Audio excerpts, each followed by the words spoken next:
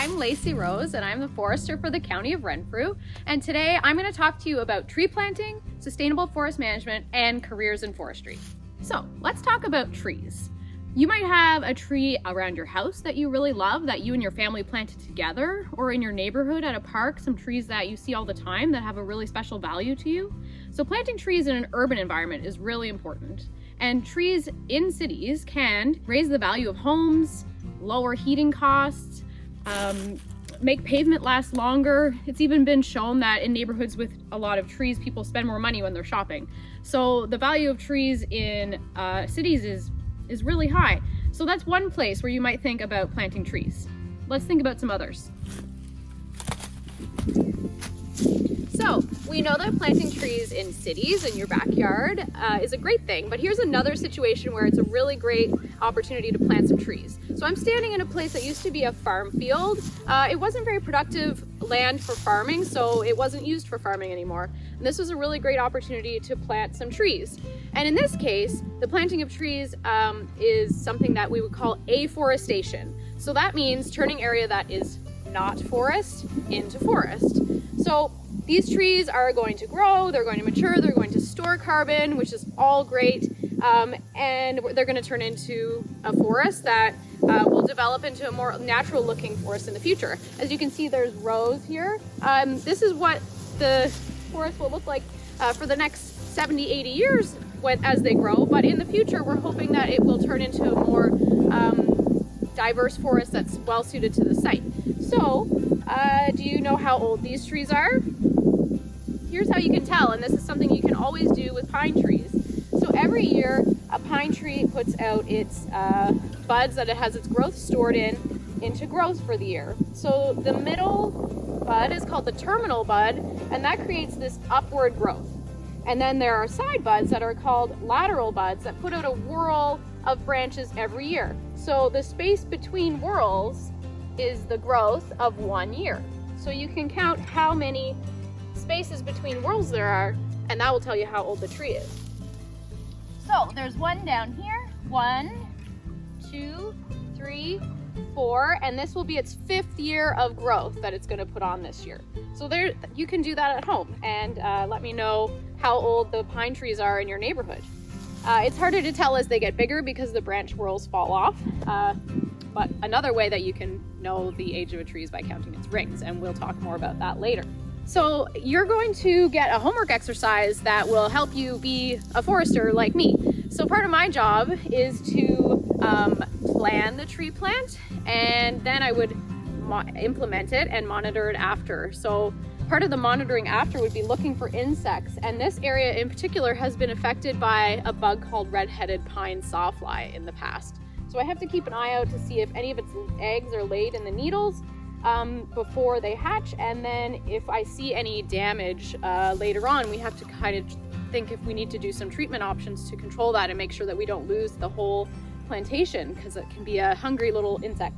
And then the planning beforehand would be based on the site conditions. So you're going to get a map, and the areas that will be planted will be identified. I'm going to tell you the site characteristics of the map, and you're going to decide which species to plant based on those characteristics, and then how many trees based on the spacing criteria that I'll give you. So on sandy sites like this one is a really great place to plant red pine. The soil is well drained. Also, there's lots of sunlight here, which is important for red pine species, which requires full sunlight to thrive. And in an area that's more wet, you would be planting white spruce trees instead. So you'll get to see some examples of that, and it's a fun little homework exercise for you. So I'm at a different tract of the Renfrew County Forest now, and I thought you might like to see what a plantation like the one we were just looking at that's 5 years old will look like in 50 years. So these red pine were planted about 55 years ago, and now you see that it's a beautiful forest. It's got some other regeneration coming up underneath naturally. These white pine, we got some balsam fir, some different species scattered throughout here. So this is the future forest, and this is what we're hoping for, that these red pines will act as shelter for natural species to seed in as they're well suited to the site. So you might also notice that there's some orange paint on some of these trees here. That's from another part of my job, which is called tree marking. So I walk through this forest and I look at every single one of the trees, and the ones that look unhealthy or have forked tops or disease or some other defect, I mark those to be harvested. So that's something I really want you guys to think about. It's really amazing that we're planting so many trees in Canada, but as a forester, I like to think about trees as a multi-purpose, also renewable natural resource. So that means that when we plant a tree, if we leave it to grow, it will live to be, depending on the species, between 80 and 300 plus years old. But trees don't live forever. They do die eventually, and if you don't disturb them, they just fall over, decompose, or burn, or get killed by insects, or many other things. There's lots of ways for trees to meet their end. However, in a managed forest, we capture those trees that will die into wood products that we all use every single day in our homes, in our paper products. It's being made into even biofuel wood products now. So it's really an amazing resource that I feel really proud to work with. So I just want you to think about that. We're only harvesting about a third of the trees in this forest right now, and eventually the end game for these big beautiful red pines is to make hydro poles out of. That's the highest value product in the forest that I work in. So it is, you keep the best ones to make it to that end. And by the time those are harvested, hopefully these white pine will be well above my head and will be ready to take over as the next forest. Okay, so you already learned how to tell the age of young pine trees, but I just wanted to talk to you a little bit about how we might tell in the 55-year-old plantation or any other forest anywhere. So tree rings are an indication of age. So each year, this is called a tree cookie, by the way. So it's basically a cross-section of a log from an area that we harvested earlier this year. So every year, a tree puts on one ring of growth. So this is the tree's first year of life, and then every year we can count the space between the dark wood and the light wood. So this is 1 year of growth. So you can see for the first 10 years of this tree's life, it didn't really have any issues putting on large amounts of growth every year, and that's because it was planted at about 2 meters spacing, so it didn't have any close neighbors. It didn't have to compete with anyone for sunlight or water or food from the soil. So it had everything it needed to have optimal growth for those first 10 years. And then we can see that it starts to slow down a little bit, but it still is putting on pretty good growth for the next 10 years. So this is how big the tree was at age 20 on either side, you can see. And then things really start to slow down.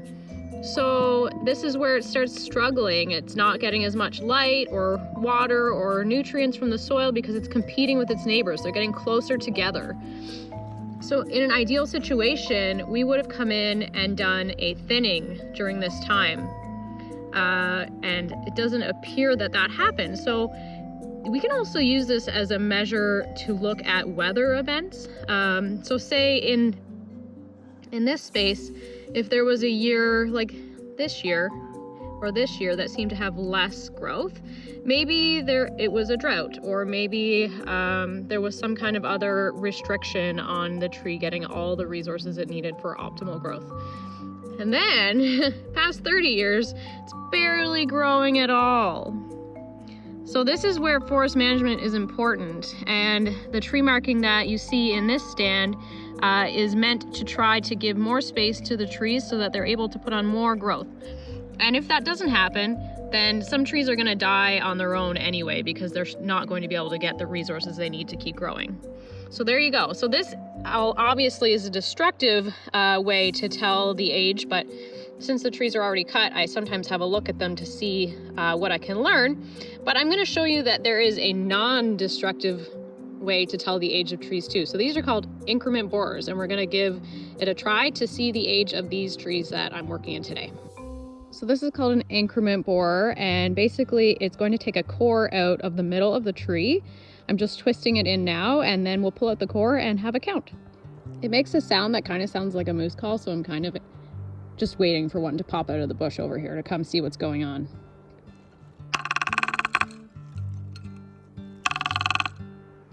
So here's the results. I just counted the rings in this core to the middle, because obviously the core keeps going through the other side of the tree as well.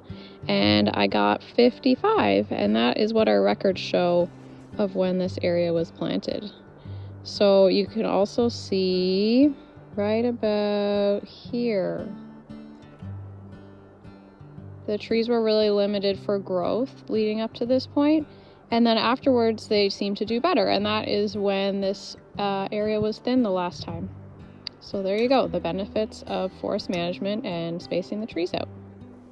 Okay, we're in a different kind of environment now, and I want to talk to you a little bit about sustainable forest management and what it means to be a forester. So this particular area really means a lot to me personally. I've been a forester since 2006, and this area was one of the first ones that I saw through from start to finish. So before this area was harvested, I came and collected data and analyzed the type of forest that it was.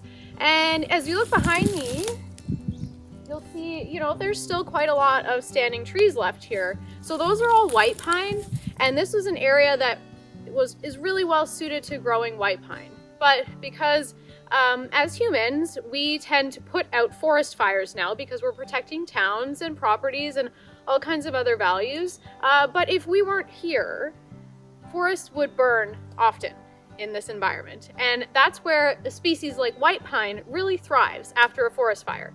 So because we don't allow that natural disturbance to happen anymore, that's where we have to come in as forestry professionals to try to emulate what would happen if a fire did burn. So that's what my job was. I wrote a forest operation prescription, and we cut out all of the shorter lived species like poplar and red maple and white birch. Obviously some of them are still left. Can't see any right now, but there is a poplar tree right there that has a nice big wildlife cavity in it. So we always keep trees like that for wildlife purposes, no matter what kind of harvest that we do. So afterwards, white pine is left. It's called a shelterwood harvest, and that's because there is still shelter overhead that's providing about 50% shade. So the ground, you can see now, today's a nice sunny day, good day to see it. There are patches that are sunny, and I'm standing in a shade patch right now, and that kind of emulates what this would look like after a fire. So the white pine would resist being killed by that fire because they have really thick bark. So they would make it, but all the trees of the species like we harvested would be killed by the fire, and that creates the environment for white pine to regenerate underneath. So we try to do the same thing. We cut out the other species, leave the white pine, and we actually have machines come in and scruff up the soil like similar to what would exist after a fire. And we took out the competing regeneration through a tending exercise before planting, and then people, actually high school students such as yourselves, came in and planted these white pine that are around me here. So these little babies were planted just a couple of years ago, and that's the forest of the future. So although we need to assist an area like this into growing white pine, that's our goal. Forests will always stay as forests when they're managed sustainably. And that's one of my responsibilities as a forester, is to make sure that trees grow back if we harvest them. So behind me is a beech tree that was left in this harvest as a wildlife tree. Beech nuts are really important to bears. It's one of their preferred food species. And obviously this one and any other beech that we found would have been left for wildlife food. And unfortunately, there is an invasive species called beech bark disease that is taking out a lot of the beech trees in this area. I just had a look at this one. It doesn't have it yet, but I have found it in the area. So it's only a matter of time, unfortunately, before we lose this species as a wildlife food creator. So it's definitely not a cakewalk to be a white pine growing in a forest environment. This tree is actually the same age as what we were looking at in the field. However, it's a lot smaller. White pine grow slower than red pine, and also because it prefers a little bit of shade, which helps it outcompete the faster growing species that will also grow slower in a little bit of shade. This guy doesn't have an easy life ahead of him. So we have, there's some other trees around that are going to be growing faster. Also, we've got some blackberry bushes that are going to create extra shade. And there's a lot of deer in here. And I've seen some trees that have been snipped off by deer browse, some white pine, which must mean that deer are very hungry. And even the snow load has an impact on these. So this little guy has quite a bend to it. That's from this winter's snow that would have crumpled it over, but hopefully it can rebound from that. There's some more good news in this forest. So remember, I told you that we did some site preparation with machines to scuff up the soil and create a good soil bed for white pine. That also resulted in a good crop of natural white pine seeding in. So in addition to those that we planted, these little babies are just started growing last year, and they're going to hopefully contribute to the future forest as well. So that brings me to the next point I'm going to talk about, and that we don't always need to plant trees to have forests grow back after harvest. Okay, I'm looking a little more authentic now. I just climbed over a mountain and through a lot of brush to bring you to this place because I really wanted to talk about clear cuts. A lot of people have a really negative reaction when they hear that word, but it is a really important management tool in Ontario's forests. So as a forester, I would prescribe a clear cut when I would encounter a forest that's made up of trees that need full sunlight to regenerate. So we call those shade intolerant. So they can't grow if they're in a shaded environment. This is a perfect example. This is a poplar tree, which grows like a weed, and this is one of those instances where we do not need to tree plant after harvest because we can't even stop this stuff from growing if we tried. So this tree is only 4 years old, and it's already towering above me. Unfortunately, we're here before leaf out. It's still kind of winter here where I live. There's snow in patches, and I definitely had to crawl through some on my way to this area. But I just wanted to point out how quickly forests can regenerate.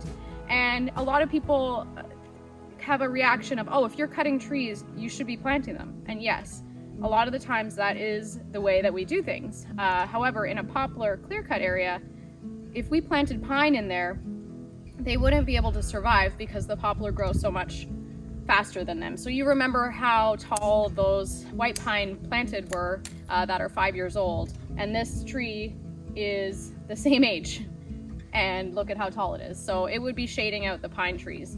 I also wanted to bring your attention, if you can see behind me, there are some mature poplar that were left unharvested, and at the time of harvest, when we were marking the area out, we found a nest, a hawk nest that was not being used, but it was in one of those poplar trees. So we protected the nest tree and also left a little buffer around it to make sure that even if the nest wasn't being used anymore, something else might come along and want to use it. So that's why you see those trees left. And I also noticed that there is a nice big cavity in one of those trees. So pileated woodpeckers are a really important species in forests in that they create the biggest cavity in a tree that they nest in for 1 year, and then they move on the next year and make a new nest. And then somebody else moves in to the pileated woodpecker house, like a wood duck, flying squirrels, all kinds of other birds make their home in those pileated woodpecker cavities. So when we find those in the forest, we retain those trees to make sure that that value will continue to contribute to the forest.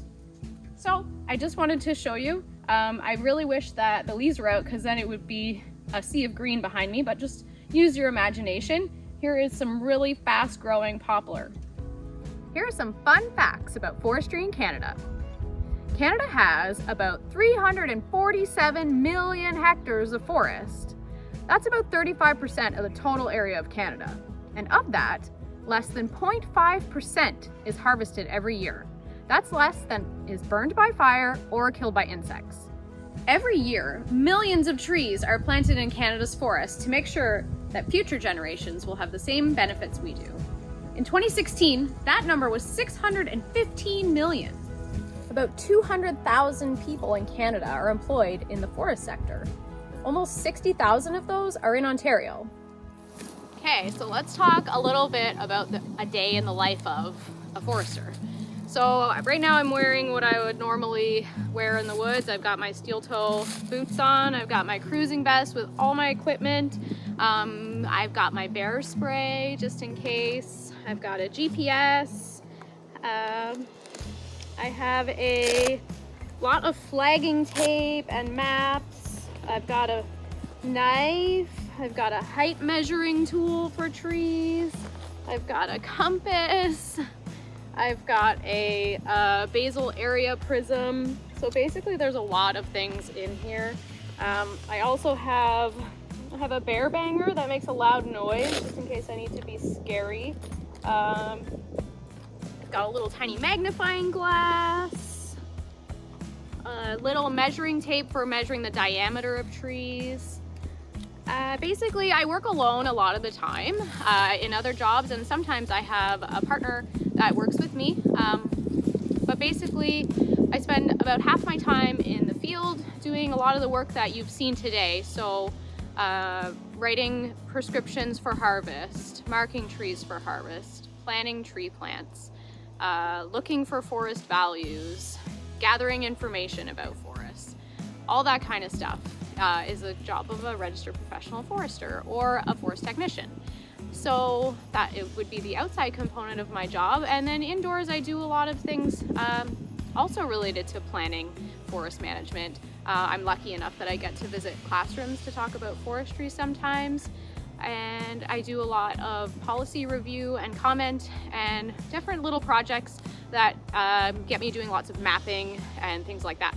So overall, I really think it's an excellent profession to get into. Right now is an excellent time to be joining the field of forestry. There is a really big age gap, like most sectors right now, where there's going to be a big wave of retirements, and then there aren't a lot of people to fill those positions. So it's a really great time to get in, hopefully learn from a really good mentor, and then when they retire, you can move up pretty quick these days. So I would definitely advise you, if you are interested in the outdoors, in forests, in wildlife. That's what got me into it, was that I wanted to work outside and I really was interested in wildlife. So I did a Bachelor of Science in Forestry at the University of New Brunswick with a wildlife minor, and that kind of checked all my boxes, and it was a really good program that had a lot of problem solving. So I really did enjoy that component of it. There's lots of other jobs in the forest sector too. Everything from harvesting trees, being a logger, working in the woods, that's what kind of people come to mind when they think of forestry. But there's a lot of research and scientists that work in forests. There's people who work in the business and administration aspect of forestry and human resources, people who work in mills, people who work in communications. Like, the sky's the limit. It's a really great place to be. And you can work for the provincial government. I work for the municipal government. There's tons of jobs in industry. It's just the sky's the limit, really. You can take your career in forestry so many directions. So I definitely would advise you to look into it as you evaluate your career choices.